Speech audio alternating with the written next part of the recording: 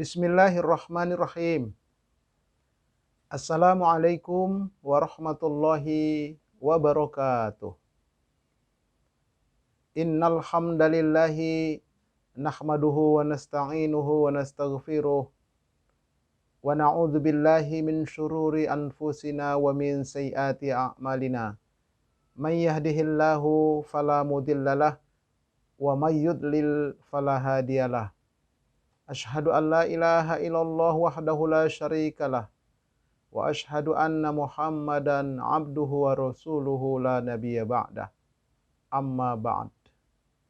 Pertama dan paling utama, tiada kata yang pantas untuk senantiasa kita ungkapkan kecuali puji dan syukur alhamdulillah kehadirat Allah Subhanahu wa taala. Salawat beruntaikan salam semoga senantiasa Allah sampaikan keharibaan putra Abdullah buah hati Aminah kekasih Allah, Nabi kita Muhammad sallallahu alaihi wasallam. Sahabat-sahabat Majelis Studi Dakwah Terapan yang dirahmati oleh Allah Subhanahu wa taala. Bertemu kembali dengan kami Majelis Studi Dakwah Terapan yang mengulas dan mengkaji materi-materi dakwah untuk dapat kita terapkan di dalam ibadah dan kehidupan sehari-hari. Untuk menyaksikan materi-materi yang sudah kami upload, silakan berkunjung ke channel saya Ustadz Arifin Purba Official. Bagi yang belum subscribe, like, and share, kami tunggu dan kami ucapkan jazakumullahu khair. Yang telah subscribe, like, and share, dan yang juga telah mendukung dakwah kami. Mudah-mudahan Allah membalas dengan balasan yang berlipat ganda. Selalu saya ingatkan bahwa hidup ini adalah pilihan. Bukan takdir, tetapi pilihan. Sebagaimana Allah berfirman di dalam surah Al-Kahfi ayat 29. Bismillahirrahmanirrahim. Wa qulil haqqu mir rabbikum faman syaa'a falyu'min wa man syaa'a falyakfur. Dan katakanlah wahai Muhammad, yang benar itu dari Tuhanmu. Maka barang siapa yang ingin beriman, silahkanlah dia beriman, dan siapa yang ingin kafir, biarkanlah dia kafir. Jadi mau beriman, mau kafir itu pilihan. Mau ikut pengajian, tidak ikut pengajian, itu pun pilihan. Mau masuk surga atau masuk neraka, itu pun pilihan. Bukan takdir. Kita memilih di muka bumi ini. Nah, sekarang kita sedang memilih menuntut ilmu. Apa keutamaan menuntut ilmu itu? Sebagaimana Allah berfirman, Bismillahirrahmanirrahim. Yarfa'illahu alladhina amanu minkum walladzina utul ilma darajat. Artinya, Allah akan mengangkat kedudukan orang-orang yang beriman dan orang-orang yang diberi ilmu di antara kalian beberapa derajat tingkatannya. Jadi inilah salah satu keutamaan orang yang menuntut ilmu. Akan Allah berikan ilmu, kemudian derajatnya ditinggikan daripada makhluk-makhluk yang lain. Nah, semoga kita dan keluarga kita senantiasa dibimbing oleh Allah untuk istiqomah di dalam menuntut ilmu. Amin ya rabbal alamin. Tema kajian kita pada pertemuan kali ini sangat spesial.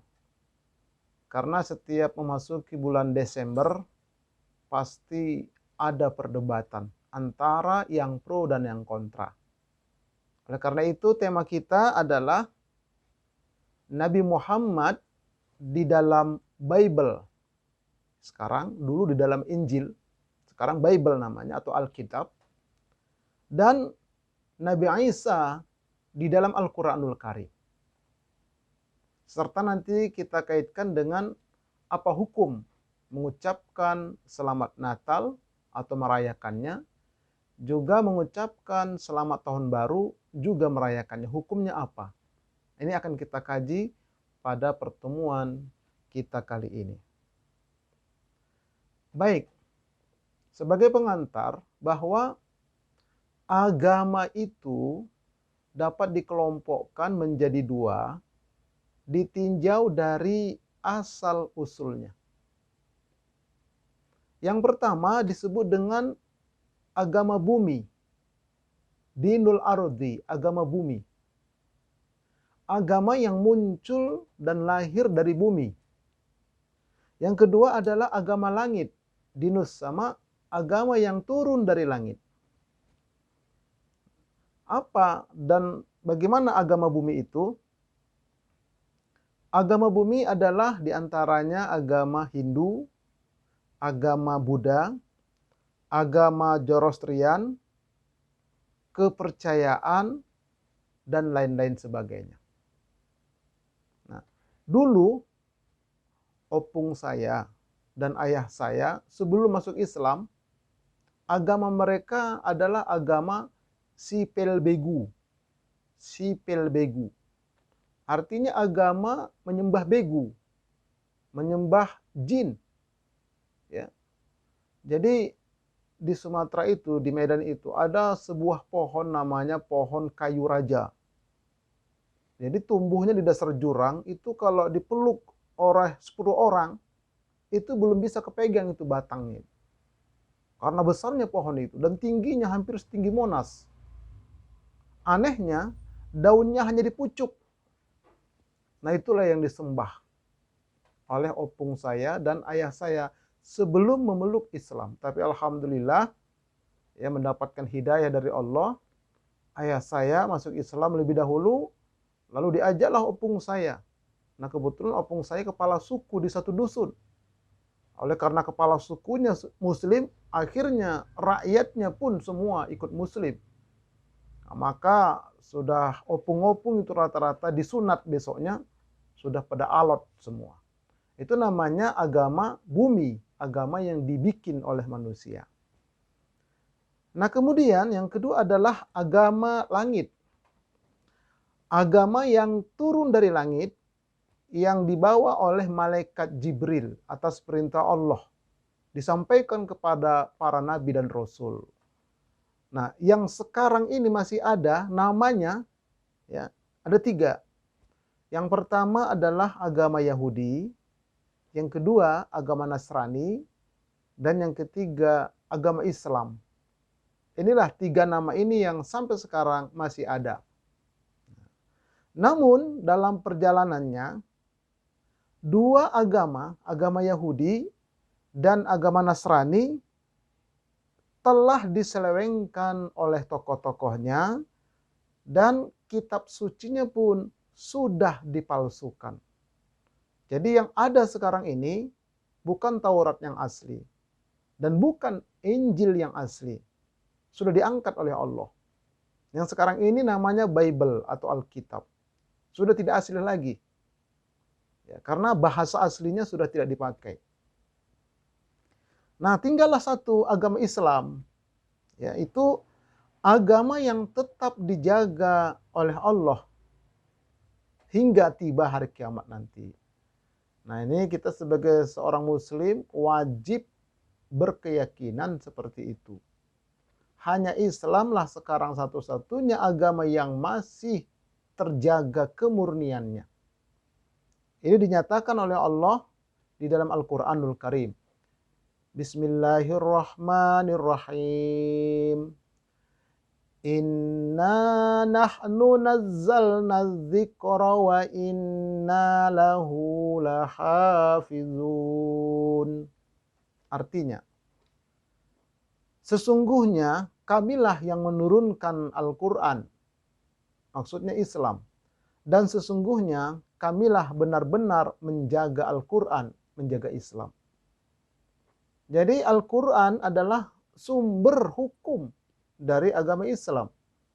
Nah, sebagai sumber itu dijaga oleh Allah, maka terjagalah Islam.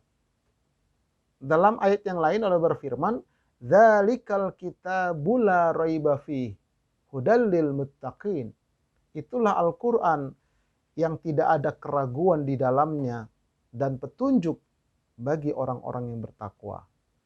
Jadi sekali lagi, sebagai muslim wajib berkeyakinan seperti ini, bahwa Islamlah satu-satunya yang sampai sekarang, sampai menjelang kiamat, dijaga oleh Allah. Dengan cara terjaganya, terpeliharanya Al-Quranul Karim. Banyak para penghafal Al-Quran di muka bumi ini. Sahabat-sahabat Majelis Studi Dakwah Terapan yang dirahmati oleh Allah Subhanahu wa Ta'ala. Sekarang mari kita lihat pandangan tiga agama terhadap Isa.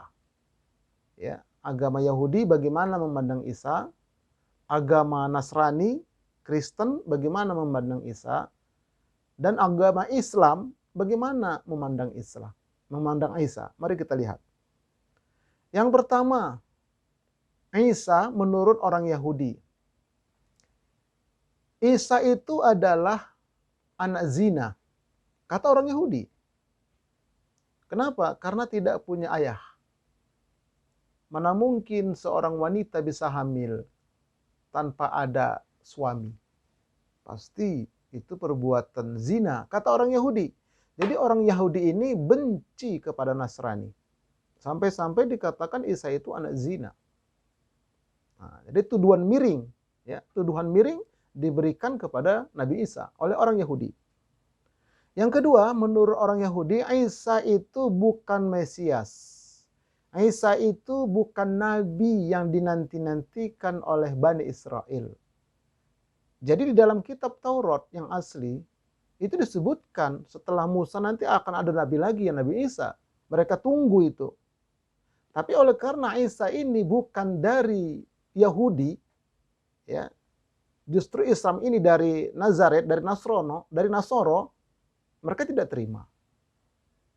Jadi mereka berkeyakinan bahwa nabi itu dari Yahudi. Selain Yahudi tidak berhak jadi nabi. Makanya ya mereka tolak, Isa itu bukan nabi, kata mereka. Yang ketiga, Isa itu telah kami bunuh dan telah kami salib sebagai hukuman atas pengakuannya sebagai nabi. Jadi Isa ini mengaku-ngaku sebagai nabi, ya kami tangkap dia. Kami bunuh, kami salib. Kadang ngaku-ngaku sebagai nabi, begitu kata orang Yahudi. Ini. Jadi sekali lagi orang Yahudi menganggap atau memandang sangat negatif terhadap Isa. Ini yang pertama. Yang kedua, Isa menurut orang-orang Nasrani. Bagaimana kalau menurut orang Nasrani? Ini juga tanggapan miring. Apa kata orang Nasrani? Isa itu adalah anak Allah. Jadi kalau di Malaysia, di Singapura, di Brunei, itu orang-orang Kristen, orang Nasrani itu tidak boleh bilang Allah. Wajib bilangnya Allah.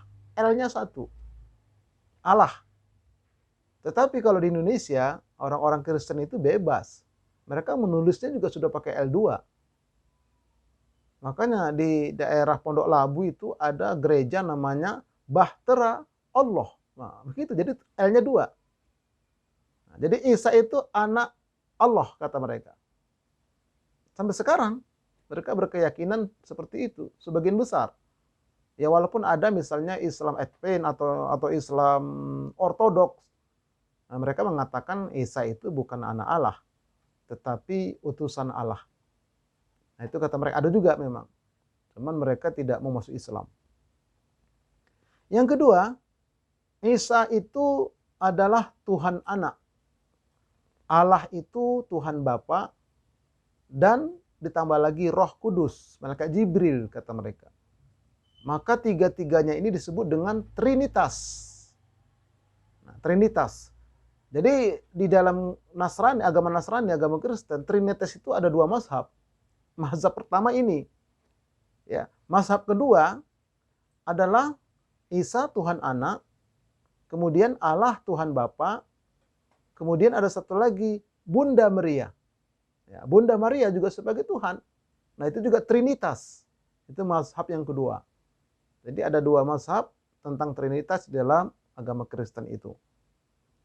Yang ketiga, menurut orang Nasrani, Isa itu mengalami kematian di kayu salib untuk menebus dosa warisan manusia. Jadi sebagai penebus dosa. Artinya kalau sudah yakin dan percaya kepada Yesus, kepada Isa Kristus, ya, maka dosa-dosa mereka diampunkan semua. Yang telah lalu, yang akan datang, bebas berbuat kesalahan karena sudah diampunkan dosa. Nah, itu menurut orang-orang Nasrani tentang Isa. Baik. Nah, sekarang kita lihat Isa di dalam Al-Qur'an. Ternyata lebih dari 500 kali persen nama Nabi Isa disebutkan di dalam Al-Qur'an dibanding dengan Nabi kita Muhammad sallallahu alaihi wasallam. Ya, Nabi kita Muhammad sallallahu alaihi wasallam hanya beberapa ayat disebutkan nama beliau. Sementara Isa banyak sekali disebutkan. Untuk apa? Untuk mengembalikan nama baik Nabi Isa, nama baik Ibunda Maria yang sudah diselewengkan oleh orang Yahudi dan orang Nasrani. Jadi Islam ini, Al-Quran ini meluruskan, membersihkan nama baik Nabi Isa dan ibundanya. Mari kita lihat yang pertama. Maryam adalah wanita suci. Sebagaimana tadi orang Yahudi mengatakan pezina, tidak.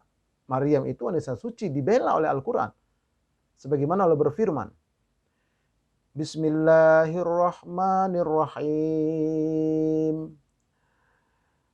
Mal masihu ibnu Maryam illa rasul. Qad khalat min qablihi ar-rusul wa ummuhu siddiqah. Kana ya'kulani ta'aman zur kaifa nubayyinu lahumul ayat. Thumma anzur anna yufakun. Artinya, Al-Masih, putra Maryam itu hanyalah seorang rasul yang sesungguhnya telah berlalu sebelumnya beberapa rasul. Dan ibunya seorang yang sangat benar atau suci. Kedua-duanya biasa memakan makanan. Perhatikanlah bagaimana kami menjelaskan kepada mereka ahli kitab tanda-tanda kekuasaan kami. Kemudian perhatikanlah bagaimana mereka berpaling dari memperhatikan ayat-ayat kami itu. Jadi Al-Quran menjelaskan bahwa Nabi Isa itu salah seorang rasul dari rasul-rasul sebelumnya sudah diutus. Kelanjutannya. Kemudian Maryam, ibundanya itu adalah wanita suci. Bukan pezina. Inilah yang pertama Al-Quran itu. Nah, jadi dibersihkan nama baik Maryam dan nama baik Nabi Isa. Kemudian yang kedua, Isa itu lahir atas kuasa Allah. Bukan dari zina, kuasa Allah. Sebagaimana Allah berfirman. Bismillahirrahmanirrahim. Ya ahlal kitab la taghlu fi dinikum wa la taqulu 'ala Allahi illal haqq. Innamal masihu Isa ibnu Maryam rasulullah wa kalimatuhu alqaha ila Maryam wa ruhum min. Artinya, wahai ahli kitab, janganlah kamu melampaui batas di dalam agamamu, dan janganlah kamu mengatakan terhadap Allah, kecuali yang benar. Sesungguhnya Al-Masih Isa putra Maryam itu adalah utusan Allah yang diciptakan dengan kalimatnya, yang disampaikannya kepada Maryam dan dengan tiupan ruh darinya. Nah, jadi Isa ini adalah ciptaan Allah. Caranya ditiupkan ruh itu ke dalam rahim Maryam. Nah, jadi Isa ini dan Maryam ini adalah termasuk keluarga Nabi Zakaria dan Nabi Yahya. Nah, jadi keluarga Zakaria dan Nabi Yahya ini pernah bernazar, kalau nanti punya anak, anak kita akan kita wakafkan ke Baitul Maqdis. Itu nazar mereka. Nah, kemudian ketika itu ada peramal yang meramal nanti akan lahir seorang anak laki-laki dari keluarga Zakaria atau Yahya. Nah, maka orang-orang Yahudi mereka itu tidak suka. Siapa Zakaria, siapa Yahya? Bukan dari kita. Nah, ternyata begitu lahir perempuan, Maryam. Tidak laki-laki, Maryam perempuan.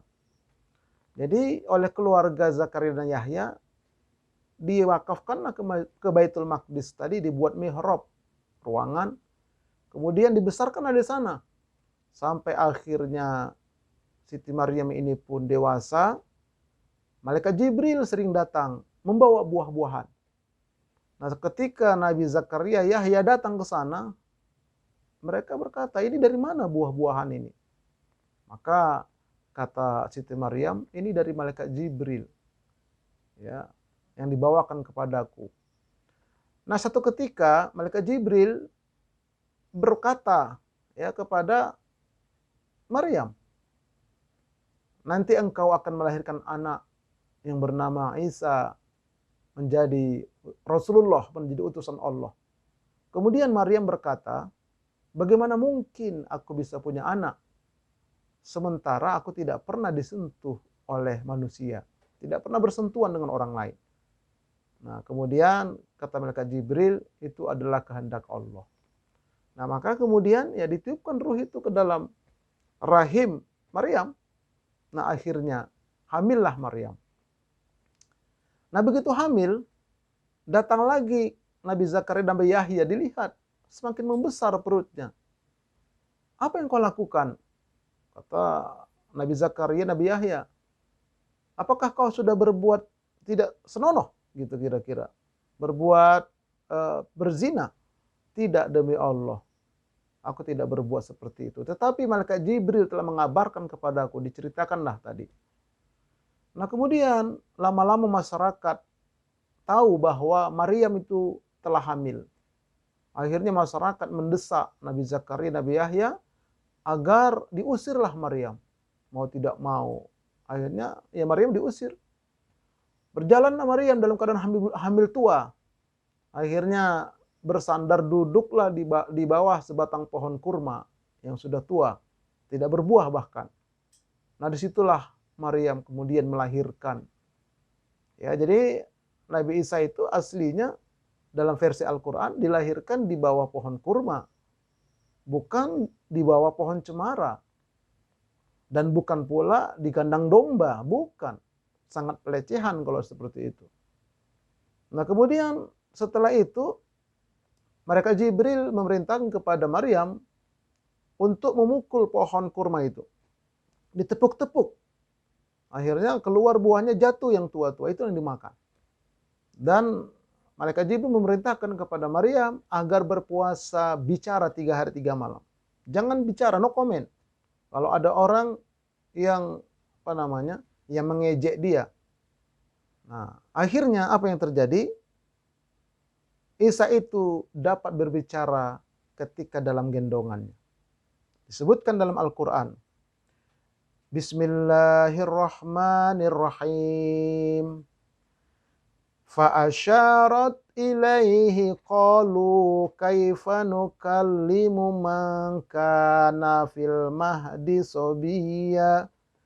Qala inni abdullah ataniyal kitaba wa ja'alani nabiyya.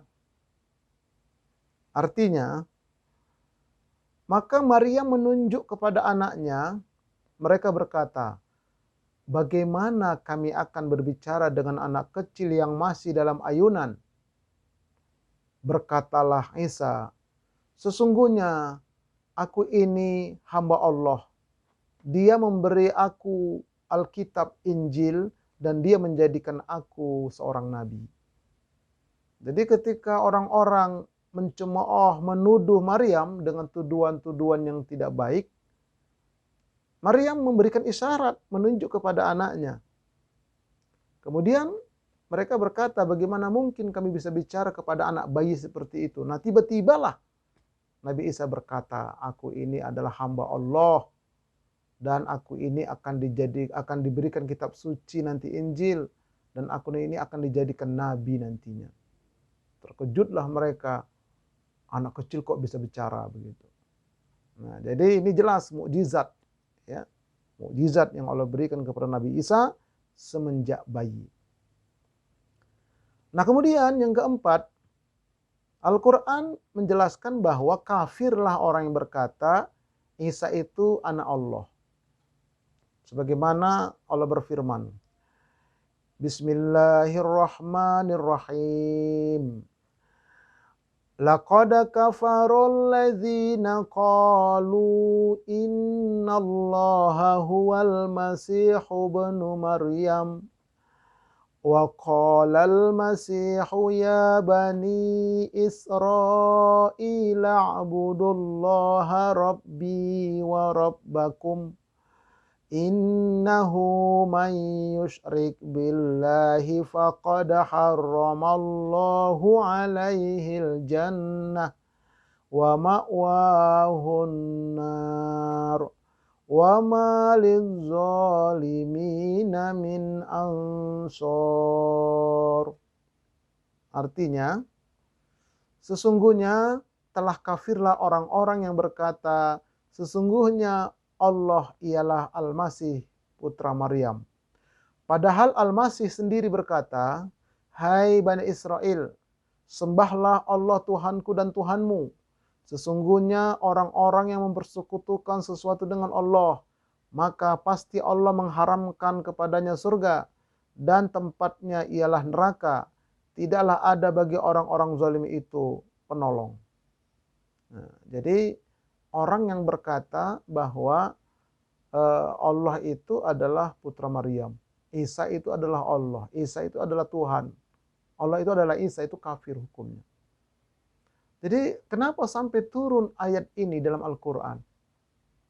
Nah, jadi begini, di Makkah, di Madinah, ketika Nabi ya menjadi Rasul di sana, bahkan sebelum Nabi lahir, itu orang Yahudi, orang Nasrani sudah tinggal di Mekah, sudah tinggal di Madinah. Itu sudah ada mereka. Nah, jadi ketika ayat ini turun, ayat ini ditujukan kepada mereka. Ditujukan kepada mereka. Maka sebagian mereka ada yang bertobat masuk Islam, tapi sebagian besar tidak. Nah, itu. Jadi ini sejarahnya. Ya, kafirlah orang yang mengatakan bahwa Allah itu adalah Isa, Isa itu adalah Allah. Kemudian juga dalam ayat berikutnya, laqad kafaral ladzina qalu innallaha tsalitsu tsalatsah wa ma min ilahin illa ilahu wahid. Wa illam yantahu amma yaqulun la yamassanna alladzina kafaru minhum azabun alim. Artinya, sesungguhnya kafirlah orang-orang yang mengatakan bahwasanya Allah adalah salah satu dari yang tiga. Padahal sekali-kali tidak ada Tuhan selain dari Tuhan yang Esa.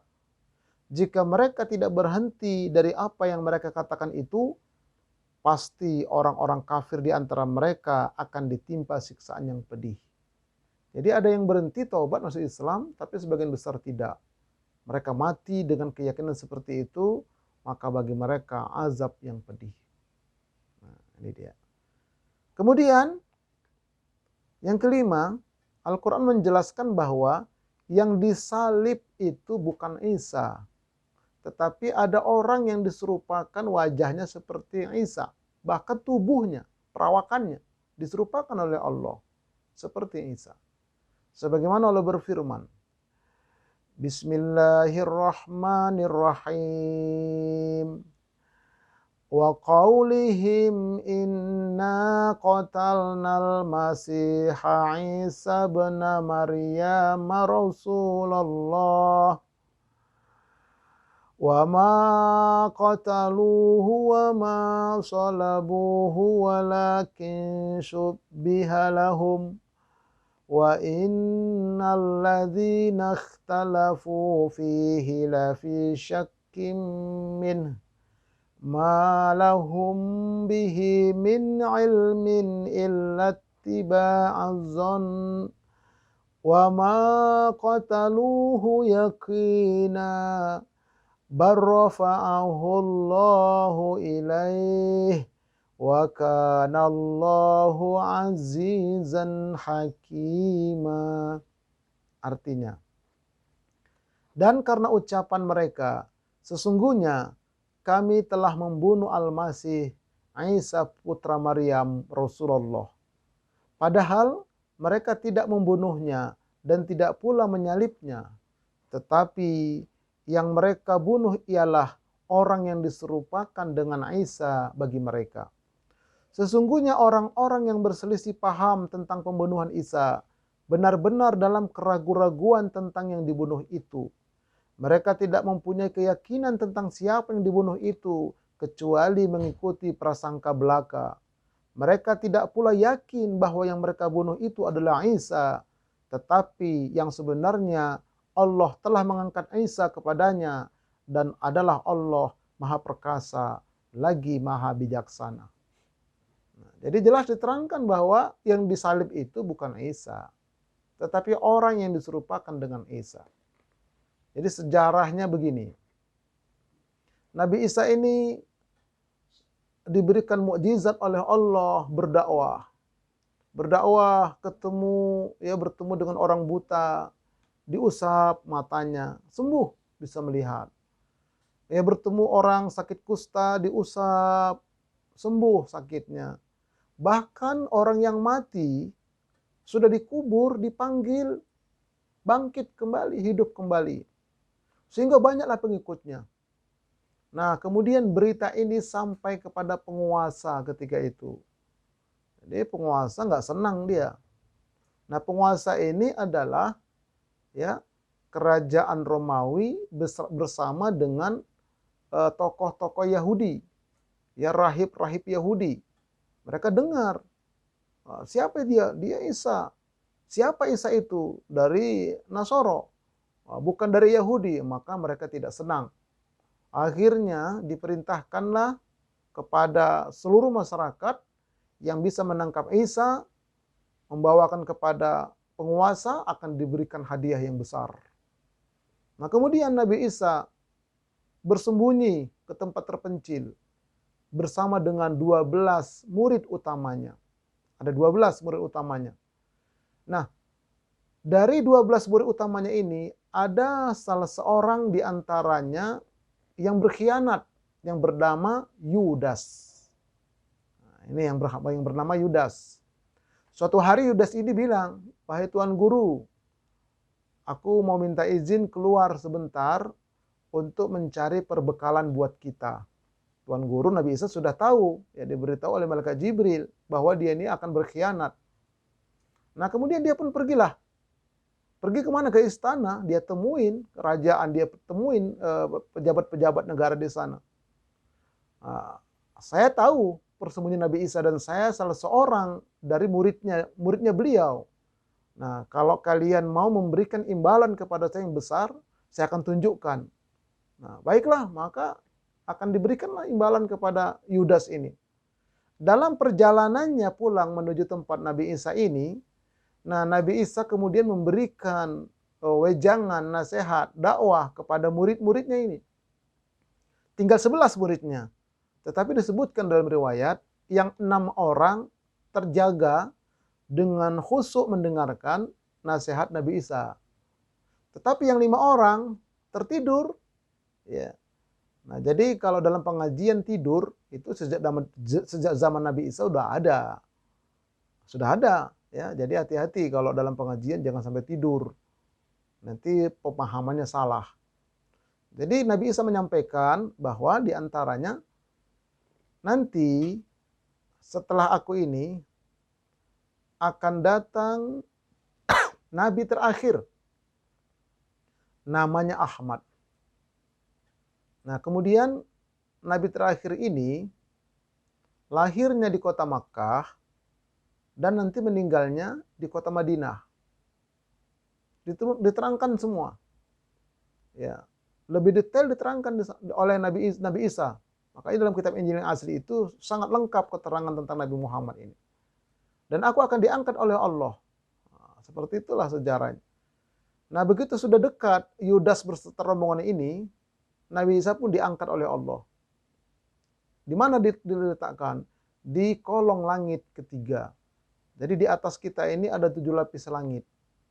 Wa banaina fauqakum sab'an shidada. Kami bangun di atas kalian 7 lapis langit yang kokoh. Kita, matahari, planet-planet, bintang-bintang, gugusan, Bima Sakti, galaksi-galaksi itu semua itu di bawah, di kolong langit pertama itu. Ya, kemudian wa futihatis sama'u fakanat abwaba, dibukakanlah pintu-pintu langit. Maka terbukalah pintu-pintunya, dibukakan pintu langit pertama, di kolong langit kedua ada juga seperti ini, bumi, planet, bintang-bintang. Kemudian langit kedua dibuka pintunya, di kolong langit ketiga sama. Nah, Nabi Allah Isa dan Nabi Allah Idris itu hidup di kolong langit ketiga. Nanti menjelang hari kiamat, ya Nabi Isa ini turun dia. Ini tentang turunnya Nabi Isa disambut dengan Al-Mahdi. Silakan kembali ya, lihat lagi di YouTube saya sudah saya sampaikan itu. Tentang tanda-tanda kiamat kubro, tanda-tanda kiamat besar. Nah, jadi setelah diangkat Nabi Isa, baru kemudian masuklah Yudas ini. Nah, begitu masuk, mana Tuan Guru kita Nabi Isa? Kata yang 6 orang sudah diangkat oleh Allah. Nah, begitu Yudas ini keluar memberikan kabar, apa yang terjadi? Kata tentara-tentara yang mendampingi dia tadi, engkaulah Isa. Nah, tangkap. Begitu ditangkap, bukan, aku bukan Isa, aku Yudas. Tidak, kamulah Isa. Yudas bukan begini wajahnya. Nah, ini wajah Isa ini. Nah, dibawalah kemudian. Nah, ketika ribut-ribut itu, yang 5 orang ini terbangun. Mana Tuan Guru kita? Sudah diangkat oleh Allah. Lalu di luar siapa itu kok ribut-ribut? Mereka keluar. Itu guru kita. Bukan, kata yang 6. Itu Yudas yang diserupakan oleh Allah mukanya. Seperti Isa guru kita. Tidak, itu guru kita. Mereka akhirnya ikut mengejar. Sementara yang 6 orang tidak ikut. Nah, mereka bersiap-siap kemudian mereka eksodus, mereka hijrah, mereka pindah dari Israel, Palestina itu, ya berbondong-bondong, diikuti juga oleh orang-orang, sebagian orang Yahudi, kemana? Ke Mekah, ke Madinah. Nah, makanya mereka sudah hampir 8 keturunan itu. Ya, sejak Nabi Isa diangkat sampai Nabi Muhammad lahir. Nah, mereka pindah ke Mekah, ke Madinah, makanya banyak orang Yahudi, orang Nasrani di sana. Apa harapannya? Harapannya agar nanti dari keturunan mereka lahirlah Nabi terakhir yang dijanjikan di dalam Taurat yang asli itu dan yang dijanjikan dalam kitab Injil yang asli itu. Itu harapan mereka. Tapi ternyata Nabi Muhammad SAW yang dijanjikan itu lahir dari bangsa Arab, suku Quraisy. Maka mereka marah. Mereka sebagian besar menolak. Apa kata mereka? Mana mungkin ya? Mana mungkin nabi dari orang Arab? Orang Arab itu kan penyembah berhala. Nabi itu dari kami, kata orang Yahudi. Nabi itu dari kami, kata orang Nasrani. Nah, jadi inilah hati-hati di zaman sekarang pun, kalau ada pengajian, ustadznya bukan dari kelompok dia, mereka nggak mau. Tapi kalau ustadznya dari kelompok dia, dari mana-mana datang, rame. Ini hati-hati. Kalau seperti itu cara berpikirnya, jangan-jangan nanti itu cara berpikir Yahudi, cara berpikir Nasrani. Makanya setiap sholat kan kita wajib membaca suratul Fatihah. Ihdinas siratal mustaqim, tunjukkan kami ya Allah jalan yang lurus. Siratal ladzina an'amta alaihim, jalan yang kau beri nikmat kepada mereka. Seperti jalannya Rasulullah, jalannya sahabat, jalannya tabi'in, tabi'ut tabi'in dan seterusnya. Ghairil maghdubi alaihim, bukan yang dimurkai, siapa? Yahudi. Waladdallin, dan bukan yang sesat, siapa? Nasrani. Nah, jadi hati-hati kita minta jalan, tetapi cara berpikir kita seperti Yahudi Nasrani, tidak mau menerima Nabi Muhammad karena bukan dari sukunya, karena bukan dari kelompoknya. Na'udzubillah min dzalik. Nah, inilah. Jadi sekali lagi yang disalib itu bukan Nabi Isa, tetapi Yudas. Bahkan mereka berselisih. Benar enggak sih Isa yang kita salib ini? Kata yang satu benar. Kata yang satu, kenapa dia tidak keluarkan kesaktiannya? Ya, dia kan sakti bisa menghidupkan orang yang mati. Kenapa diam saja dia? Ini berarti bukan, kata yang satu lagi. Kata yang satu lagi, ini dia. Mereka sendiri nggak yakin. Nah, tetapi Allah lah yang sudah mengangkat Nabi Isa. Ini bukan dongeng, memang Quran begitu. Yang diangkat apanya? Lahir batinnya, ya, jasadnya dan ruhnya. Walaupun disebutkan nanti dalam ayat lain itu diwafatkan, itu artinya diangkat, ya, diangkat. Nah, nanti betul-betul menjelang kiamat Nabi Isa itu meninggal dan dimakamkan di samping makam Rasulullah Shallallahu Alaihi Wasallam. Nah, ini ya. Baik, kemudian nanti di hari kiamat Allah bertanya kepada Isa, diadili nanti Nabi Isa. Sebagaimana Allah berfirman, Bismillahirrahmanirrahim. Wa idh qala Allahu ya Isa ibn Maryam a'anta qulta lin-nasi ittakhidhuni wa ummiya ilahaini min dunillah. Qala subhanaka ma yakunu li an aqula ma laysa li bihaqqa. In kuntu qultuhu faqad alimtah. Ta'lamu ma fi nafsi wa la a'lamu ma fi nafsik. Innaka anta alamul ghuyub. Innaka anta allamul ghuyub. Dan ingatlah ketika Allah berfirman, Hai Isa putra Maryam, adakah kamu mengatakan kepada manusia, jadikanlah aku dan ibuku dua orang Tuhan selain Allah? Isa menjawab, Maha suci engkau. Tidaklah patut bagiku mengatakan apa yang bukan hakku mengatakannya. Jika aku pernah mengatakan, maka tentulah engkau mengetahui apa yang ada pada diriku dan aku tidak mengetahui apa yang ada pada dirimu. Sesungguhnya engkaulah maha mengetahui perkara-perkara yang gaib. Jadi di akhirat diadili. Apa benar engkau, wahai Isa, pernah berkata kepada manusia agar manusia menyembah engkau, menyembah ibumu, ya, sebagai dua Tuhan selain aku? Tidak pernah, kata Nabi Isa. Tidak pernah. Tidak pernah seperti itu. Kalau memang aku berkata seperti itu, engkau maha tahu, kata Nabi Isa. Jadi jelas Nabi Isa nggak pernah mengatakan supaya menyembah dia, gitu loh. Tapi kenapa akhirnya ada orang menyembah Nabi Isa? Nah, ini kan pertanyaan besar. Makanya Al-Quran membersihkan nama baik Nabi Isa. Kemudian lanjutan ayatnya, ma qultu lahum illa ma amartani bih an i'budullaha rabbi wa rabbakum wa kuntu 'alaihim syahida ma dumtu fihim falamma tawaffaitani kunta antar raqibu 'alaihim wa anta 'ala kulli syai'in syahid. Artinya, aku tidak pernah mengatakan kepada mereka kecuali apa yang engkau perintahkan kepadaku mengatakannya, yaitu sembahlah Allah, Tuhanku dan Tuhanmu. Dan adalah aku menjadi saksi terhadap mereka selama aku berada di antara mereka. Maka setelah engkau wafatkan aku, engkaulah yang mengawasi mereka, dan engkau adalah maha menyaksikan atas segala sesuatu. Nah, jadi kata Nabi Isa, yang kukatakan sembahlah Allah, Tuhanku dan Tuhanmu. Begitu kata Nabi Isa. Ya. Aku menjadi saksi selama aku berada tengah-tengah mereka, itulah yang kuucapkan. Tapi setelah engkau angkat, maksudnya wafat di sini diangkat, ya engkau yang maha tahu. Nah begitu juga Rasulullah SAW di padang mahsyar, ya, ketika Rasulullah melayani umatnya untuk minum telaga Al-Kautsar, telaganya Rasulullah, ada sekelompok umatnya Rasul, wajahnya bercahaya bekas wudhu, dipanggil oleh Rasul ke sini.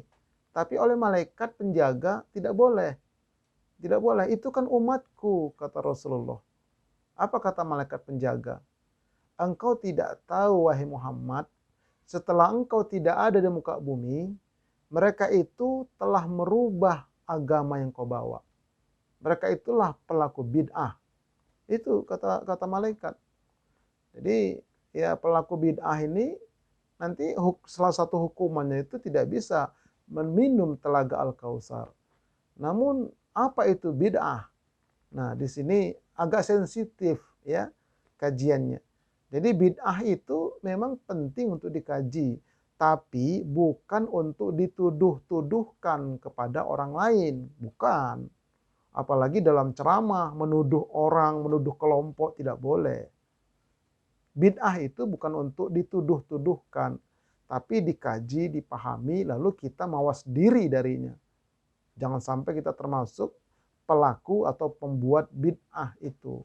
Baik bid'ah dalam akidah maupun bid'ah dalam ibadah mahdoh.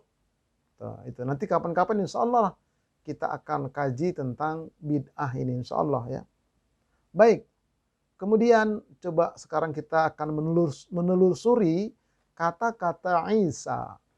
Isa itu bahasa Arab, bahasa Al-Quran. Jadi Al-Quran menyebutnya Isa. Nah sementara dalam bahasa Ibrani, bahasa kitab Injil yang asli, atau juga dalam kitab Taurat, ya, itu disebut dengan Esau. Ya, Esau. Nah kemudian setelah agama Nasrani ini diterima di Roma sebagai agama resmi negara, Esau ini dialih bahasakan menjadi bahasa Romawi. Awalnya disebut dengan Yesaus, kemudian berubah menjadi Yesus. Jadi Yesus itu adalah bahasa Romawi, bahasa Latin. Ya. Bahasa Latin dia. Jadi Isa bahasa Arab, Esau bahasa Ibrani, kitab Injil yang asli, kemudian Yesaus atau Yesus bahasa Latin, bahasa Romawi. Nah selanjutnya Al-Masih. Al-Masih adalah bahasa Arab, ya, bahasa Al-Quran. Isa Al-Masih. Kemudian bahasa Ibraninya adalah Mesias. Mesias. Nah lalu begitu di Roma, dirubah menjadi Kristus. Ini bahasa Latinnya Kristus. Nah kalau digabung, Isa Al-Masih itu bahasa Al-Quran, kemudian Esau Mesias itu bahasa Ibrani, kitab Injil yang asli begitu. Nah kemudian setelah sampai di Roma menjadi Yesus Kristus. Inilah sekarang yang dipakai oleh orang-orang Nasrani, terutama di Indonesia. Jadi sebutannya itu Yesus Kristus. Tidak pakai Esau Mesias lagi mereka. Tapi kalau dalam Al-Quran tetap Isa Al-Masih. Ya, jadi Al-Masih itu artinya apa? Al-Masih itu ya mukjizat yang Allah berikan. Maknanya itu mengusap, ya, mengusap. Ya, orang buta diusap sembuh. Orang yang sakit kusta diusap sembuh. Orang yang mati diusap bangun, hidup. Nah, begitu juga Dajjal. Dajjal juga ada Al-Masih. Ya, tapi di depan Al-Masihid Dajjal. Jadi Al-Masih di depan. Dajjal juga bisa menghidupkan orang yang mati, menyembuhkan orang yang sakit parah, bisa Dajjal. Tuh, nanti di akhir zaman, oleh karena itu nanti yang membunuh Dajjal, Al-Masihid Dajjal, itu akan dibunuh oleh Isa Al-Masih, yang sama-sama punya Al-Masih. Tapi kalah, Al-Masihnya Dajjal ini kalah ya, dengan Isa Al-Masih. Dan nanti Isa Al-Masih ini turun, mematahkan salib, kemudian nanti orang-orang Kristen, ya, orang Nasrani yang tidak mengakui Isa itu sebagai anak Tuhan, yang mereka mengakui Isa itu adalah utusan Allah, itu nanti masuk Islam. Ya, Islam Advent, Islam Ortodoks, itu nanti masuk Islam mereka. Tapi nanti kalau Nabi Isa udah datang, nanti Nabi Isa yang akan mengislamkan mereka. Nah, begitu ya, jadi seperti itu sejarahnya. Nah, tentang Dajjal itu juga bisa dilihat di YouTube saya itu tentang 10 tanda-tanda kiamat besar. Baik, nah sekarang kita lihat, adakah nubuat tentang Nabi Muhammad SAW dalam Alkitab, dalam Injil atau dalam Bible sekarang? Ternyata ada. Jadi Nabi Muhammad disebutkan juga dalam kitab Injil yang asli, kitab Taurat yang asli. Ya. Bahkan disebutkan Allah menerangkan mereka lebih mengenal sifat-sifat Nabi itu daripada anak mereka sendiri. Ya. Sebagaimana Allah berfirman, ini mari kita lihat firman Allah. Bismillahirrahmanirrahim. Alladzina atainahumul kitaba ya'rifunahu kama ya'rifuna abna'ahum wa inna fariqam minhum layaktumunal haqqa wa hum ya'lamun. Artinya, orang-orang Yahudi dan orang-orang Nasrani yang telah kami beri Alkitab, Taurat dan Injil mengenal Muhammad, sifat-sifatnya yang disebutkan di dalam Taurat dan Injil seperti mereka mengenal anak-anaknya sendiri.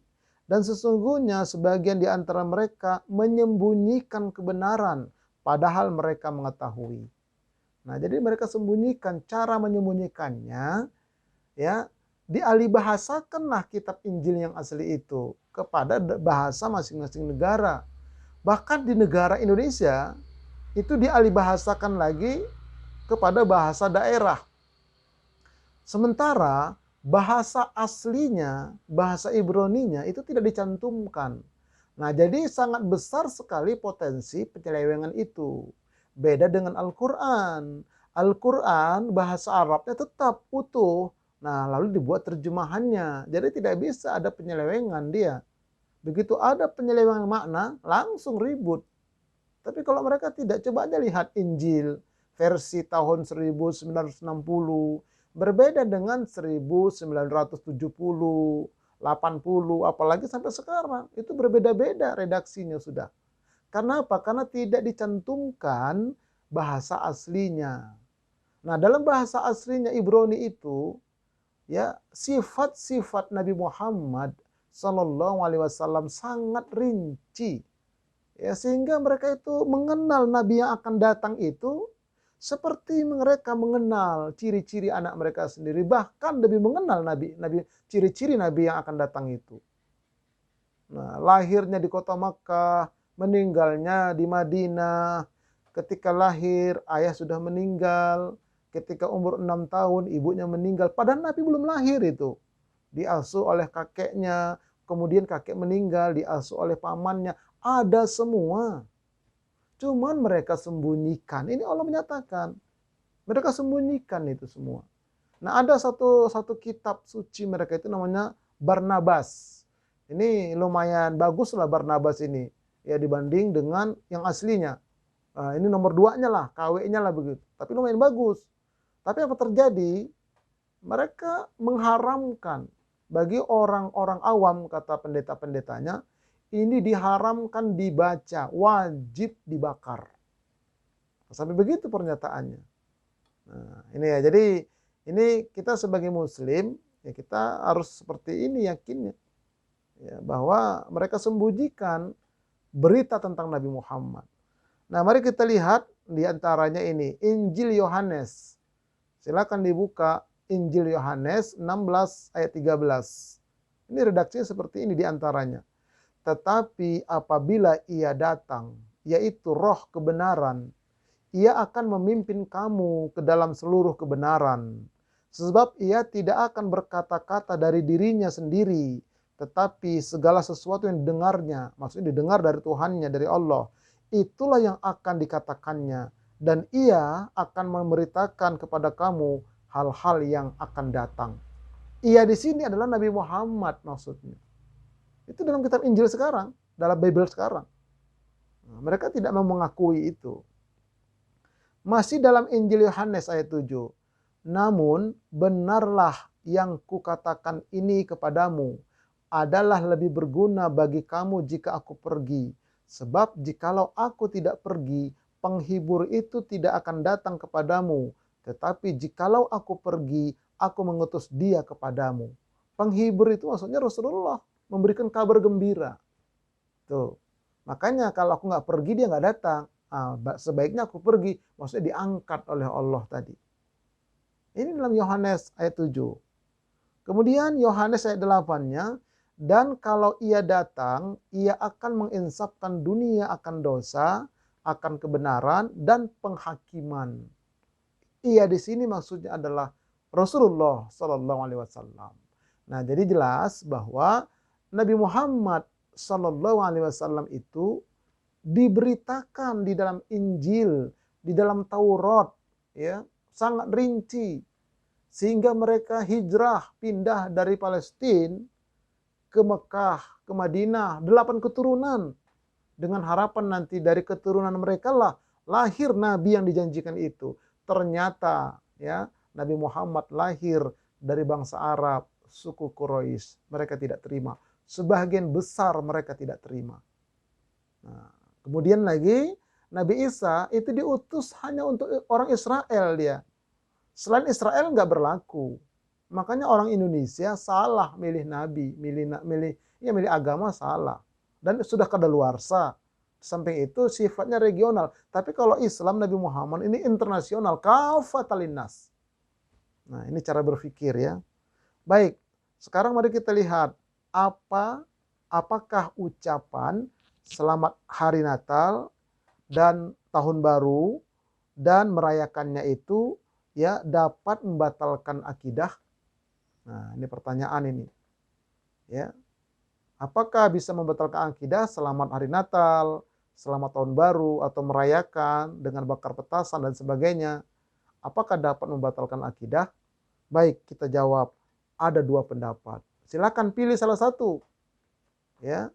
Jangan berkelahi kita gara-gara ini. Silakan pilih salah satu. Tapi ada pertanggungjawaban nanti di hadapan Allah. Itu masalahnya. Pertama, ada ulama-ulama kontemporer ya mengatakan bahwa hukum mengucapkan selamat Natal adalah boleh. Nih, jadi yang pertama ada yang mengatakan boleh. Apa alasannya? Mereka pakai ayat. 1. Jika hanya sebagai bentuk toleransi dan tidak sampai ke dalam hati, nggak apa-apa. Cuman di mulut kok, kata mereka. Nih, dalilnya seperti ini, kita lihat. Bismillahirrahmanirrahim. La yu'akhidhukumullahu billagwi fi aimanikum walaki yu'akhidhukum bima kasabat qulubukum wallahu ghafurun halim. Artinya, Allah tidak menuntut pertanggungjawaban menyangkut sumpah yang kamu ucapkan, tetapi bukan dengan maksud bersumpah. Pertanggungjawaban yang dituntutnya adalah sumpah yang kamu ucapkan dengan kemantapan hatimu. Ini alasan mereka. Ya nggak apa-apa kita mengucapkan, yang penting hati kita tidak. Silakan kalau mau berkeyakinan seperti itu. Nah, tapi ada pertanggungjawaban tidak akhirat ya. Baik. Ini sebetulnya ayat ini turun bukan untuk itu. Ayat ini berkaitan ya, berkaitan orang yang tertekan, orang yang diancam, mau dibunuh. Nah, kata sebagian ulama, ya untuk menyelamatkan diri boleh. Tapi kalau nggak terancam, nggak boleh begitu.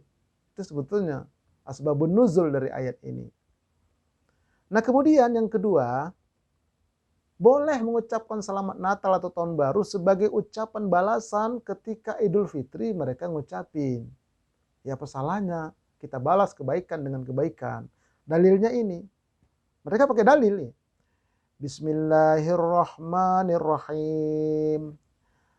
La yanhakumullahu 'anil ladzina lam yuqatilukum fid din wa lam yukhrijukum min diyarikum an tabarruhum wa tuqsitu ilaihim innallaha yuhibbul muqsitin. Artinya, Allah tidak melarang kamu untuk berbuat baik dan berlaku adil terhadap orang-orang yang tidak memerangimu karena agama dan tidak pula mengusir kamu dari negerimu. Sesungguhnya Allah menyukai orang-orang yang berbuat adil. Jadi nggak apa-apa. Sementara dia tidak mencelakakan kita, tidak mencelakakan agama kita, justru dia mengucapkan selamat hari raya kepada kita. Ya nggak ada larangan kalau kita balikin. Begitulah kira-kira menurut sebahagian tokoh ya. Ini alasan yang membolehkan. Silakan kalau mau pilih ini. Tapi ingat ada pertanggungjawaban nanti di akhirat. Siap? Ya silakan. Yang kedua, nah ini lebih tegas dia. Anda Muslim, stop mengucapkan selamat Natal dan Tahun Baru. Apalagi ikut-ikut merayakannya. Nah, ini. Ya, stop. Kenapa? Bisa membatalkan akidah. Ucapan selamat Natal hukumnya haram dan membatalkan akidah. Ini pendapat kedua. Ya. Silakan kalau mau ikut yang ini. Alasannya apa? Yang pertama, Fatwa MUI tanggal 7 Maret 1981. Ini ketika itu ketua MUI-nya adalah Buya Hamka. Lebih baik beliau itu mengundurkan diri, ya, meninggalkan jabatannya daripada mencabut fatwa itu. Itu Buya Hamka. Nah kemudian MUI DKI tahun 2010, bahkan yang sekarang ini juga kabarnya itu tetap mengeluarkan fatwa, haram hukumnya. Oleh karenanya wajar kalau ada wacana untuk membubarkan MUI, itu ya. Itu alasannya diantaranya. Kemudian yang alasan mengharamkan ini adalah Isa yang diyakini Nasrani berbeda dengan Isa menurut Al-Quran. Ya kan alasannya tadi ya Nabi Isa kan Nabi kita juga. Ya nggak apa-apalah kita mengucapkan selamat Natal.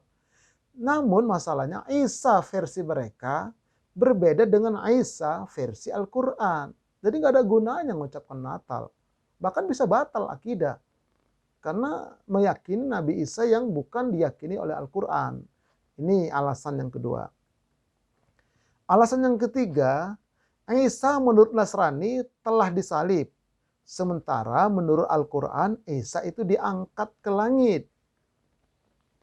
Jadi kalau kita ucapkan Natal, kata yang mengatakan batal, kalau kita mengucapkan selamat hari Natal, kepada siapa kita tujukan?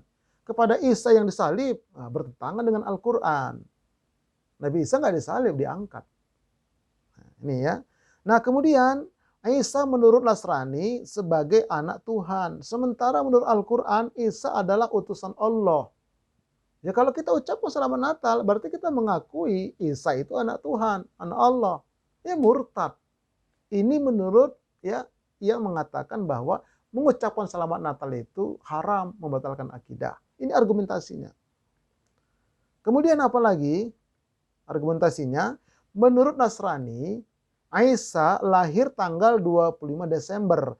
Padahal tanggal 25 Desember itu merupakan kelahiran Dewa Matahari, kepercayaan animisme Jerman kuno. Nggak dijelaskan, tidak ada keterangan bahwa tanggal 25 Desember itu kelahiran Isa. Tidak ada dalam Islam, apalagi dalam akidah Islam hanya satu nabi yang jelas tanggal lahirnya, yaitu Nabi kita Muhammad Sallallahu Alaihi Wasallam. Nabi yang lain tidak ada. Nah, itu ya. Nah, kemudian menurut Nasrani, Isa yang diangkat menjadi Tuhan oleh tokoh-tokoh Nasrani sekitar tahun 324 Masehi setelah kelahirannya. Jadi Isa itu, Yesus itu diangkat sebagai Tuhan. Jadi Tuhan diangkat oleh manusia tahun 324 setelah dia lahir. Lahir dia 324 tahun yang lalu setelah diangkat. Nah, tiba-tiba oleh manusia diangkat pula, dinobatkan sebagai Tuhan. Itu pula yang diucapkan selamat hari Natal. Kan aneh cara berpikirnya. Nah itu ya. Nah kemudian, maka jika seorang muslim mengucapkan selamat Natal, berarti mengakui semua itu lewat ucapannya. Ini sekali lagi, lewat ucapannya. Ya, sepasang suami istri menjadi halal disebabkan ucapan akad, ijab, dan qabul. Ini sebagai analoginya. Ya, suami istri itu karena ucapan loh, makanya halal. Tidak boleh ya ketika akad nikah itu diam-diaman aja, misalnya begini. Oke deh. Nggak boleh, wajib ada ucapan. Kata walinya, saya nikahkan. Kata kita, saya terima. Itu ucapan itu. Ijab dan qabul itu ucapan. Ya meskipun nggak masuk ke dalam hati banget. Yang penting ucapan. Nah, seperti itu. Ya. Baik, kemudian sesungguhnya orang Nasrani tidak mengharapkan ucapan selamat Natal dari kaum muslimin. Karena orang di luar mereka adalah domba yang tersesat. Mereka sendiri sebetulnya nggak mengharap kok. Ya, tinggal mengharap mereka. Kenapa? Untuk apa mendapatkan ucapan dari domba yang tersesat? Mereka tersesat kok ngucapin sama kita. Begitu kira-kira. Ya. Namun, sebagian besar dari kaum muslimin ketika mengucapkan selamat Natal, mereka beralasan tidak enaklah kalau tidak mengucapkan. Kan tetangga kita, kan teman kita, kan atasan kita. Ada yang begitu, nggak enak lah katanya. Jadi perasaan nggak enak. Padahal mereka nggak mengharapkan itu. Ya. Nah kemudian selanjutnya lagi, aneh sekali. Kepada Allah mengapa tidak ada rasa tidak enak itu? Ya kepada orang Nasrani kok nggak enak, tapi Allah nggak enak dia. Kok tidak ada rasa tidak enak kepada Allah? Padahal Allah sudah menerangkan. Apa keterangan dari Allah? Allah sudah mengajarkan tentang toleransi. Ya. Yaitu lakum dinukum waliyadin. Bagi kamu agamamu amalkan silakan, bagiku agamaku ku amalkan. Ini kan ajaran Allah. Kenapa tidak berpikir seperti ini? Nah, alasan toleransi itu bukan begitu. Toleransi itu adalah pembiaran, bukan ikut-ikutan. Itulah toleransi, pembiaran. Lalu bagaimana kalau saya pejabat? Saya misalnya menteri agama, kebetulan muslim. Ya jangan kita mengucapkan selamat Natal sebagai menteri yang muslim, atau sebagai gubernur yang muslim, atau sebagai presiden yang muslim. Siapa yang mengucapkan? Dirjen Kementerian Agama yang Kristen. Kan ada Dirjen Agama Kristen, kan ada dalam Kementerian Agama. Buat konsep atas nama negara, atas nama gubernur, atas nama wali kota. Ya, buat konsep atas nama kabupaten. Nah konsep itu dibacakan oleh dirjen yang beragama Nasrani atas nama negara. Kan cakep kalau begitu. Nah, cuman masalahnya ya maaflah, yang jadi pemimpin di negeri kita ini kan bukan alumni fakultas politik kan, bukan. Mestinya yang menjadi pemimpin di negeri ini baik legislatif maupun eksekutif itu harusnya orang-orang yang terdidik ya di perguruan tinggi ilmu politik harusnya. Tapi kan tidak. Nah, ini yang terjadi. Walau alam lah. Ya, jadi sekali lagi ya ini alasan-alasan ya ulama-ulama yang mengatakan mengucapkan selamat Natal itu haram dan dapat membatalkan akidah. Nah, kemudian bagaimana pula hukum mengucapkan selamat tahun baru? Nah, ini kan milik bersama ya. Seperti tadi dua pendapat juga dia mengatakan nggak apa-apa. Ini kan milik bersama. Tahun baru itu kan semua negara, semua bangsa boleh. Gitu kata mereka. Nah, tetapi ya yang mengatakan tidak boleh haram ada alasannya. Nah, pertama sejarah merayakan tahun baru Masehi. Perayaan tahun baru Masehi merupakan pesta warisan orang-orang Romawi. Mereka mendedikasikannya untuk dewa Janus. Itu aslinya. Janus adalah seorang dewa yang memiliki dua wajah. Satu wajah menatap ke depan dan satunya lagi menatap ke belakang. Nah, ini sebagai filosofinya masa depan dan masa lalu. Layaknya momen pergantian tahun. Jadi pergantian tahun itu menatap masa depan, meninggalkan masa lalu. Itu sudah dirayakan oleh orang-orang Romawi kuno. Penghormatan terhadap dewa Janus. Makanya kalau merayakan itu berarti merayakan dewa ini. Itu sebagian ulama mengatakan haram.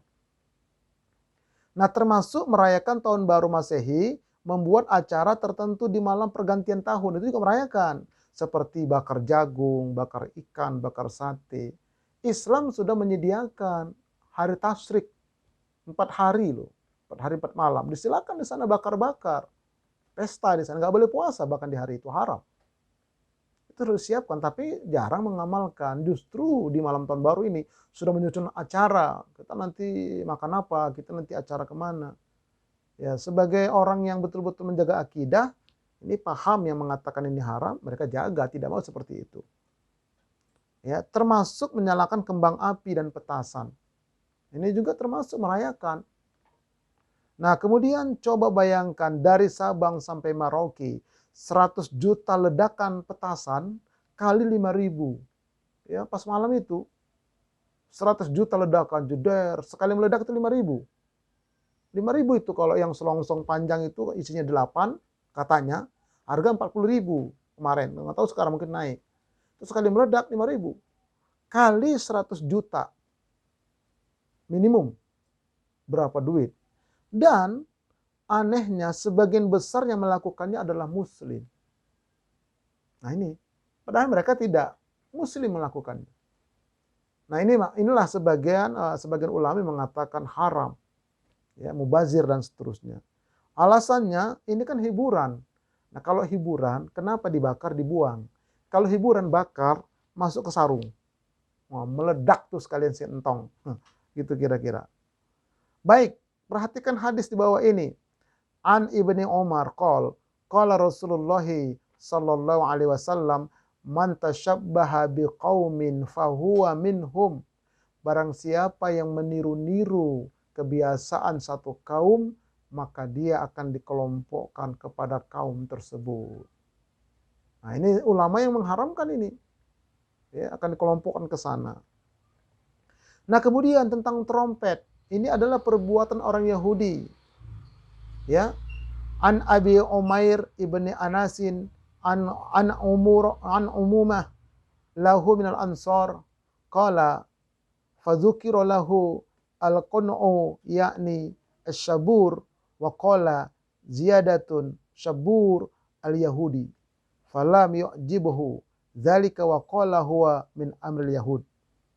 Artinya, orang kedua mengusulkan agar memakai trompet. Nabi pun tidak setuju. Lantas beliau bersabda, membunyikan trompet adalah perilaku orang Yahudi. Orang ketiga mengusulkan agar memakai lonceng. Nabi berkomentar, itu adalah perilaku Nasrani. Setelah kejadian tersebut, Abdullah bin Zaid bin Abdi Rabihi pun pulang. Jadi ini tentang sejarah bagaimana untuk memberitahu umat muslim bahwa waktu sholat sudah masuk.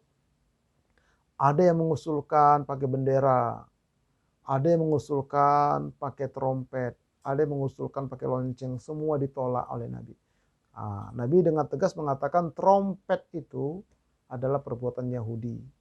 Nah makanya ya, mulai sekarang jangan lagi anak-anak kita, cucu-cucu kita, jangan belikan petasan, jangan belikan kembang api, jangan belikan trompet, apalagi topi-topi itu, gak usah lah.